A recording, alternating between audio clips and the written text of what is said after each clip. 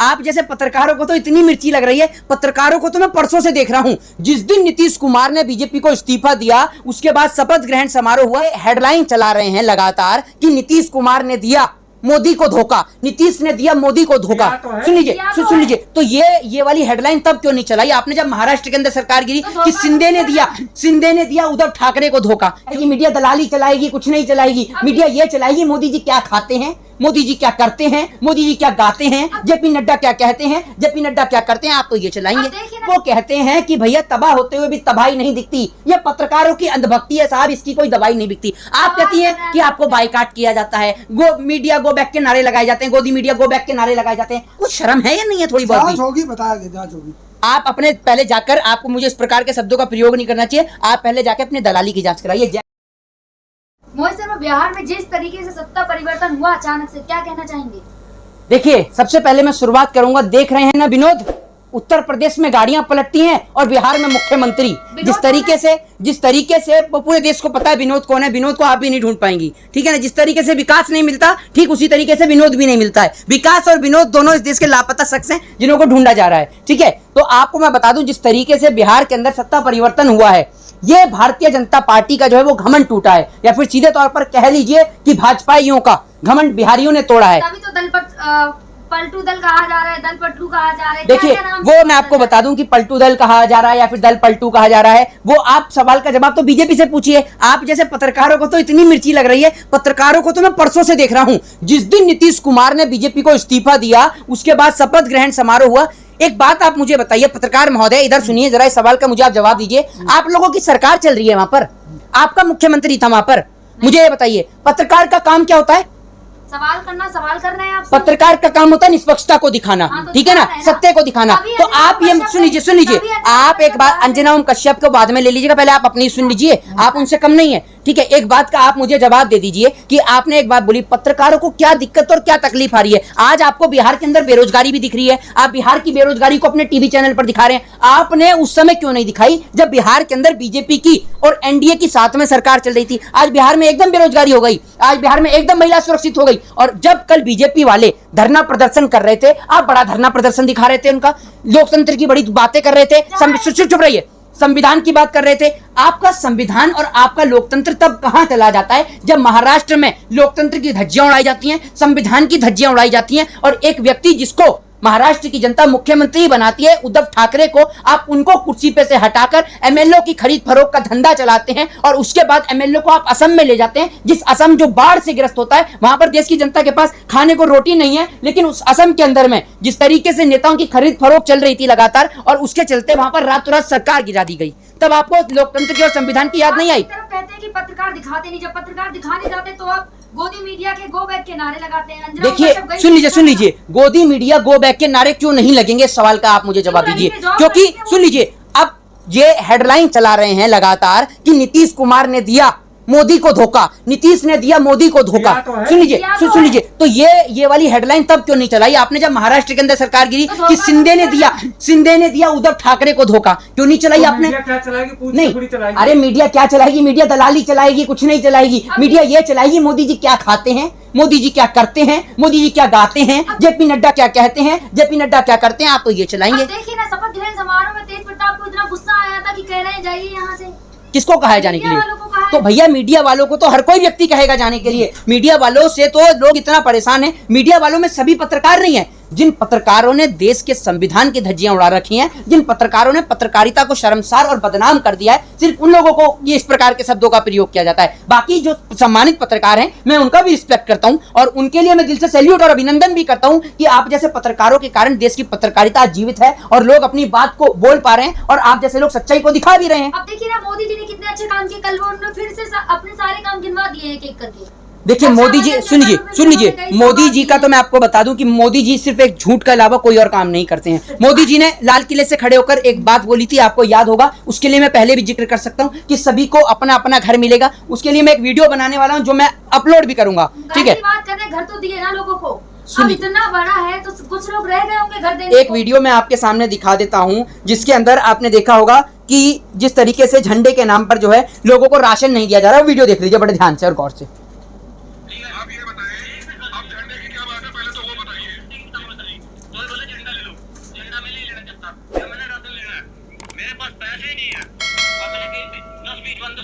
है, बोले भाई हमारी मजदूरी लगी है, मैं पैसे कहाँ से लाऊंगा। एक से एतराज था, उनसे हमने कहा अभी 20 रुपए का डंडा सरकार के ऊपर से ऑर्डर है, तुम्हारे को तो पैसे जमा करवाने पड़ेंगे। ये तो हरियाणा की वीडियो है ना मोहित जी। देखिए ये आप बताइए कि देश का झंडा जबरदस्ती लोगों के हाथ में थमाने की आपको जरूरत क्या है।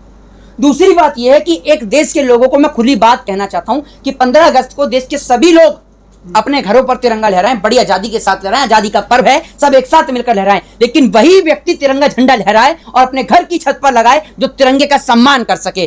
किसी के भी घर के बाहर या किसी की भी छत पे अगर तिरंगा पड़ा हुआ देखा तो मोहित शर्मा इस देश में तिरंगे का अपमान हरगिज सहन नहीं करेगा। तुरंत उसके घर पर मैं पिटीशन फाइल करूंगा और उसके ऊपर मुकदमा दर्ज कराऊंगा, क्योंकि अगर मेरे देश के तिरंगे का अपमान हो रहा है तो ये मेरा अपमान हो रहा है, मेरे देश का अपमान हो रहा है, और मैं तिरंगे का अपमान हरगिज सहन नहीं करूंगा। और जितने भी ये जो लोग हैं ना, जितने भी जो भाजपा के जो जितने भी नेता हैं, आप देख रहे हैं ना जिस तरीके से इन्होंने सिर्फ डीपी बदलने को बोला था और बिहार ने तो पूरा सर्कुलर ही बदल दिया, मुख्यमंत्री ही बदल डाला। ठीक है, तो आपको मैं एक बात बता दूं कि जो एक मोदी जी एक बात बोलते हैं ना, सुन लीजिए, मोदी जी एक बात जो बोलते हैं कि भाइयों और बहनों मित्रों, तो इनके कोई मित्र नहीं है, मित्र सिर्फ इनके दो ही हैं, अंबानी और अडानी। इनके अलावा उनका कोई और मित्र नहीं है, ना कोई सखा है ना साथी है। बस कि वहां पर शपथ ग्रहण समारोह में एक चीज पे और चर्चा हुई थी, लेकिन वो तो आप सुनती नहीं है। उस टाइम पे कान में आपने रुई लगा ली थी या आप थोड़ी देर के लिए कान जो है वो सुनी नहीं रही थी। हाँ देखा ना, इनको कहते हैं कि भैया तबाह होते हुए भी तबाही नहीं दिखती। ये पत्रकारों की अंधभक्ति है साहब, इसकी कोई दवाई नहीं दिखती। आप कहती हैं कि आपको बायकाट किया जाता है, गो मीडिया गो बैक के नारे लगाए जाते हैं, गोदी मीडिया गो बैक के नारे लगाए जाते हैं।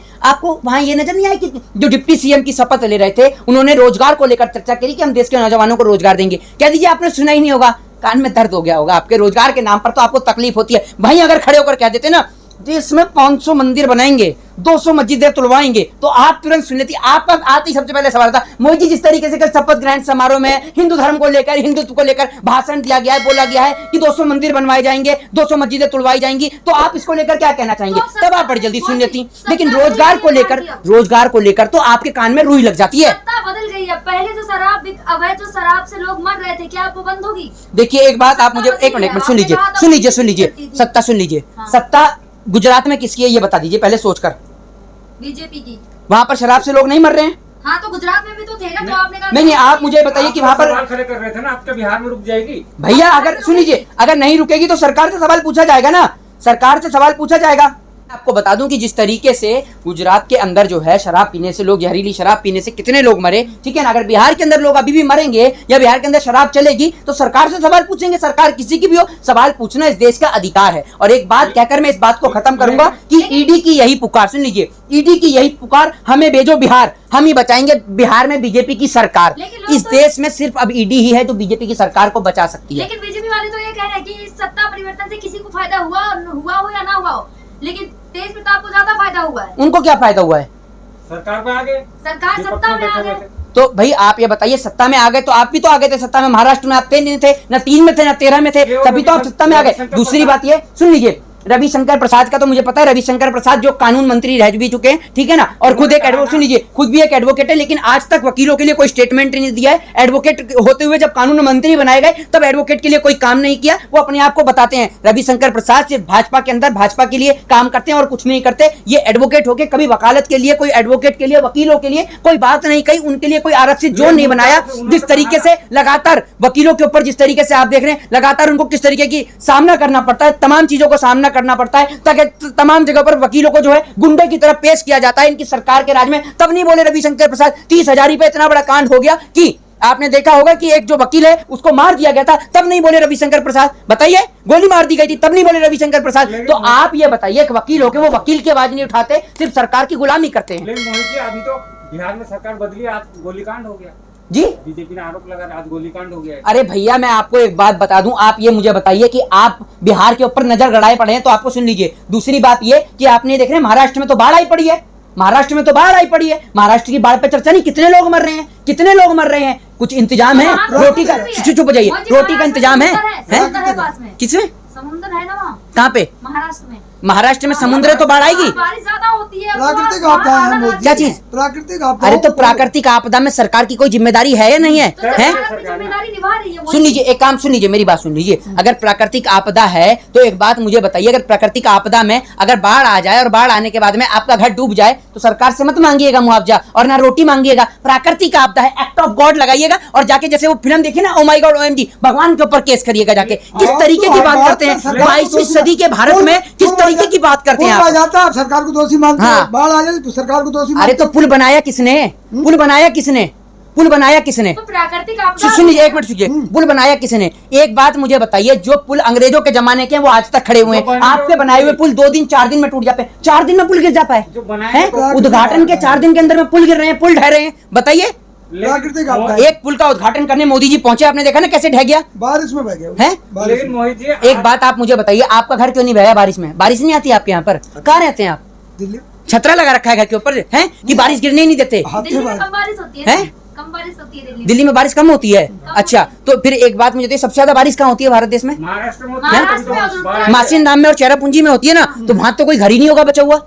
वहां तो लोग सड़क पे ऐसी लेट रहते होंगे मिट्टी में, घर ही नहीं होगा। अरे आप कह रहे हैं, सुनिए, ये इन जनाब का कहना है कि बारिश से घर गिर जाते हैं, तो ये बताइए ना मुझे, घर की बात, पुल की बात की, पुल हैं? पुल भैया, तो पुल भी तो पुल काय का बना हुआ होता है? पुल नदी एक में मिनट बनता रुकिए, है। पुल घर पहाड़ ईंट बनते हैं। पत्थर का होता है और काय का है? तो घर काय का होता है? घर काय का प्लास्टिक का होता है। घर भी उसी का होता है। तो फिर घर क्यों नहीं गिरता और पुल क्यों गिर जाता है? क्योंकि घर के अंदर का मटेरियल आप अच्छा लगाते हैं और पुल के अंदर आप दलाली करते हैं, क्योंकि घर के अंदर आप खुद रहते हैं और पुल के अंदर जो है इस देश की गरीब जनता चढ़ के जाती है। लेकिन- और सुन लीजिए, ऐसी कौन सी बाढ़ और ऐसी कौन सी सुनामी आ गई इस देश के अंदर जो आपका बनाया हुआ 4 दिन में पुल ढह गया?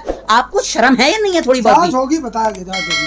आप अपने पहले जाकर, आपको मुझे इस प्रकार के शब्दों का प्रयोग नहीं करना चाहिए, आप पहले जाकर अपने दलाली की जांच कराइए। जय हिंद, जय भारत, वंदे मातरम। अरे, एक सवाल है।